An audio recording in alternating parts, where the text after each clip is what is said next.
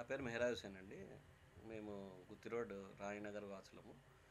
మా పెద్దనాన్న వాళ్ళు మా నాన్న వాళ్ళు 1992లో స్థలం కొని మసీదు కట్టించాము. అంతా కలిసి వాళ్ళంతా కట్టించారు పెద్దోళ్ళు. ఆ, కింద 4 షాప్ రూములు పెట్టినాము. పైన మసీదు ఉంది.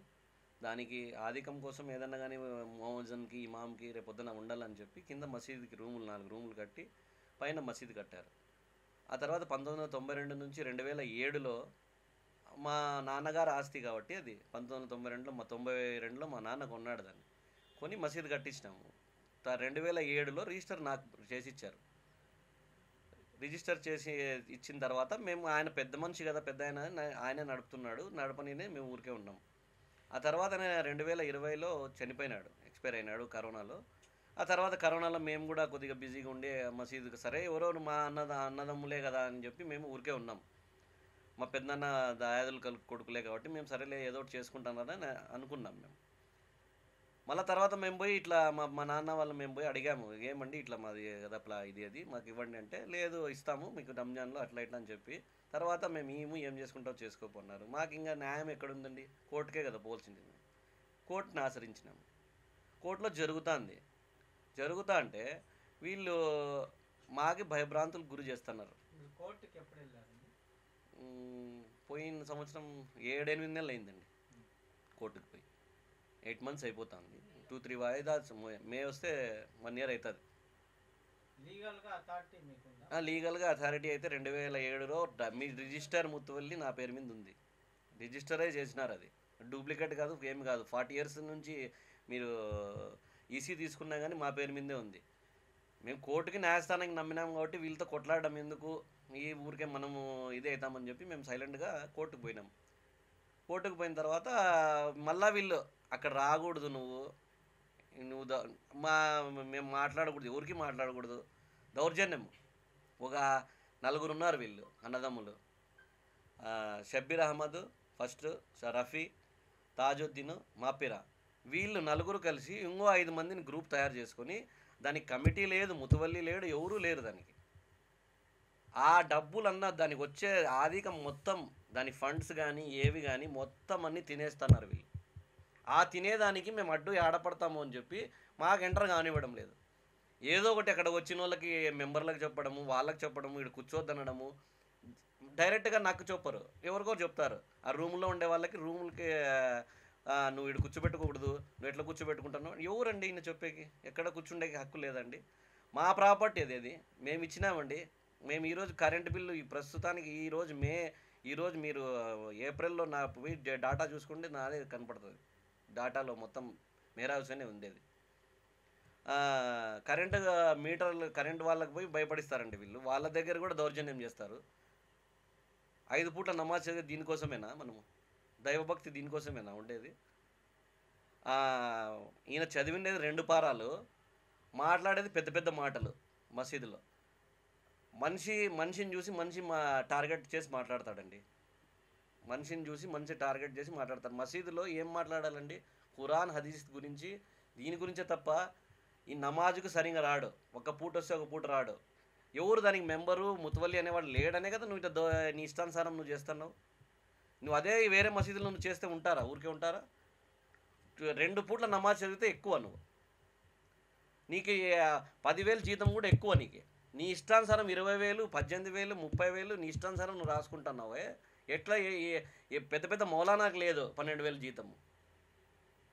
నువ్వు దాని డబ్బు అంతా తింటున్నావు. మేము మాట్లాడుతుంటే మేము అడ్డు వస్తామని చెప్పి మమ్మల్ని ఎవరెవరితో ఫోన్ చేపించి భయభ్రాంతులకు గురి చేపించి, మేము వాళ్ళము మేము వీళ్ళము, మీ దౌర్జన్యము చూస్తాం, నేను నరుకుతాం, పొడుస్తాం, ఇట్లా మాటలన్నీ మాట్లాడిస్తాను. మేము ఇచ్చాము ఆల్రెడీ. ఎస్పీ ఆఫీస్లో కూడా ఇంతకుముందు ఇచ్చింటే సార్ పిలిపించి, లేదండి కాంప్రమైజ్ మీరు రూముల వాళ్ళు ఉండండి, కోర్టులో ఫైస్లా వచ్చే వరకు ఎవరు మీరు దీనికి ఖాళీ చేయించక లేదు, రూముల్లో ఉండే వాళ్ళకి ఏమి లేదు అని చెప్పినాడు. బాడీకి కూడా ఏందండి వాళ్ళకి చెప్తాడంటే 7,500, 5,500 ఇచ్చేది 7,000, 7,500, 1,500 పెంచుతారు ఆ సంవత్సరానికి. ఎక్కడన్నా రూల్ ఉందా? 5%, 3% పెంచుతారు. 3 yearsకి ఒకసారి ఉంటుంది ఎన్హాన్స్మెంట్. మజీద్ రూములు అనేది ఎందుకు?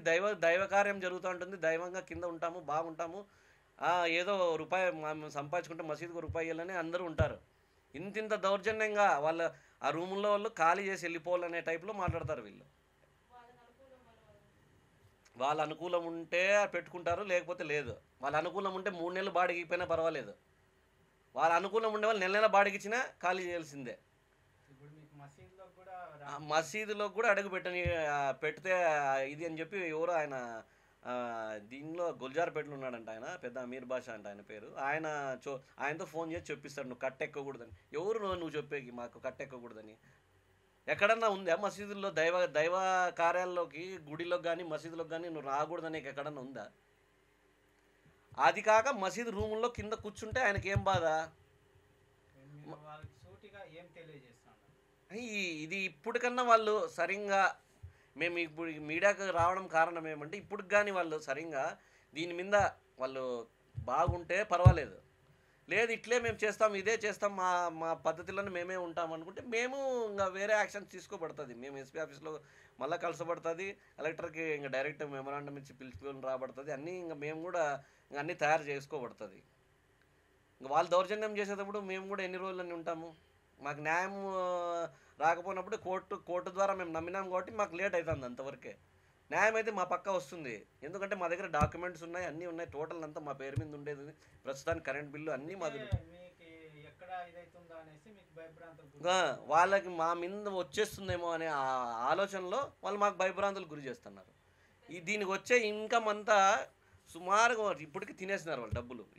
లక్షలు మొత్తం స్థలాలు కొన్నారు, అవి కొన్నారు. ఎక్కడి నుంచి వస్తాయండి ఇమామ్కి? ఎక్కడి నుంచి వస్తాయి ఇమామ్కి? 10,000 జీతం నువ్వు చేసేవానివి, నువ్వు స్థలాలు కొన్నావు, మొత్తం రిజిస్టర్లు చేసుకున్నావు, అన్నీ బయట పెడతాం మేము కూడా. దొంగ పెళ్ళిళ్ళు చేసినావు నువ్వు.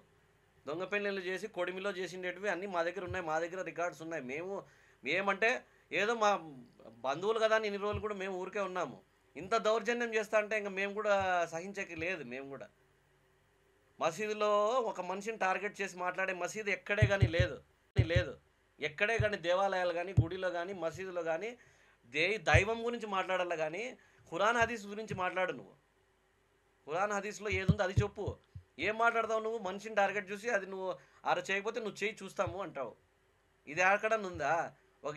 ఏ మనిషి అన్నా తిడితే వానికి టార్గెట్ చేసి మాట్లాడతాడు. చందాలు దౌర్జన్యం చేసి అడుగుతాడు మసీదులో. మీకు ఒక సిగరెట్ విలువ కాదు, మసీదును మీకు ఇలేరా? మీకు ఏగతి లేదా?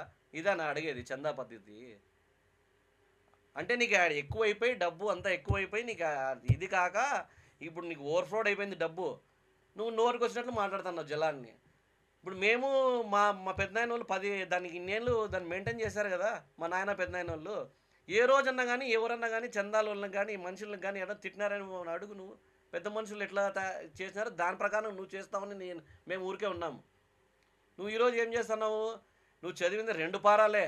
ఏం నీకు పూరా ఆఫీస్ ఏం కాదు. నువ్వు దొంగగా డాక్యుమెంట్ తయారు చేసి నీ అన్నదమ్ములు గ్యాంగు అంతా కలిసి మీరు ఫోర్జరీ డాక్యుమెంట్స్ తయారు చేసి ఫోర్జరీ కరెంట్ బిల్లు వాళ్ళకి అందరికీ భయపడించుకుంటా. మీకు స్టేషన్లో భయపడిస్తాడు, అందరినీ భయపడిస్తారా మీరు?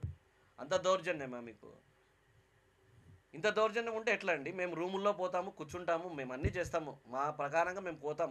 ఏమన్నా కానీ వాళ్ళు దౌర్జన్యం చేస్తే మేము ఇంకా సివియర్ యాక్షన్ తీసుకోబడుతుంది. మేము థ్యాంక్ యూ అండి. సమస్య లేని ఇల్లు ఉండదు, పరిష్కారం లేని సమస్య ఉండదు. బంధాలు గొప్పవి, బాధలు చిన్నవి. మీ సమస్యని మేము పరిష్కరిస్తాం. రండి మాట్లాడుకుందాం.